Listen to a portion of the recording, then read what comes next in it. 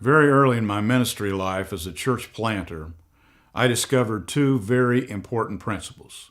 They are principles of growing God's church that cannot be ignored in any size strategy that you might be involved with in terms of leading God's church. Whether you run 80 or 800 or 8,000, they apply. The first principle that can't be ignored is this: a church can never grow beyond its ability to care for people. I might add, a church can never grow beyond a predetermined number of people, because what you're running right now probably is what you're able to care for. And so I often illustrate that if you were pastoring a church averaging 50 in attendance, and it took you one usher every Sunday to take care of all the people who come through your doors, then you would run 50 because that's what you can care for. But on the other hand, if you wanted to run 100 in attendance, you should get ready for company now by adding a second usher, because you're always thinking ahead at every interval.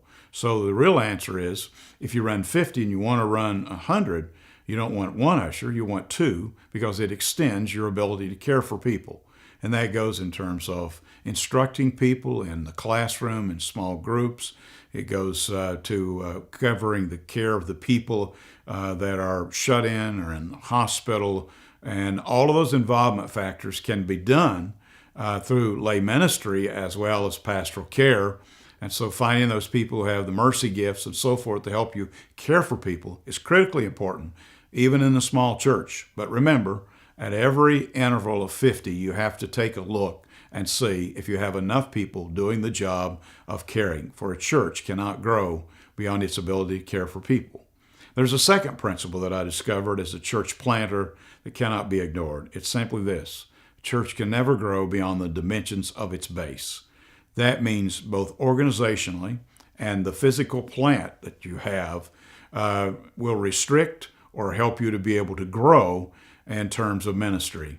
If you want the church to grow, then you have to expand the base. Let's think for just a moment.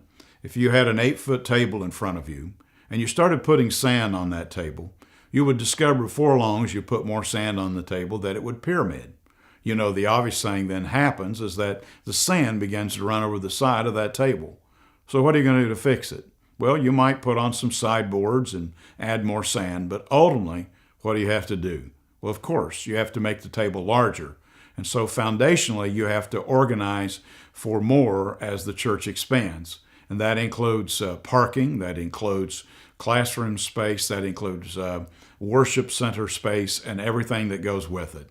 I hope these principles have helped you today as you think about growing God's church His way for His glory.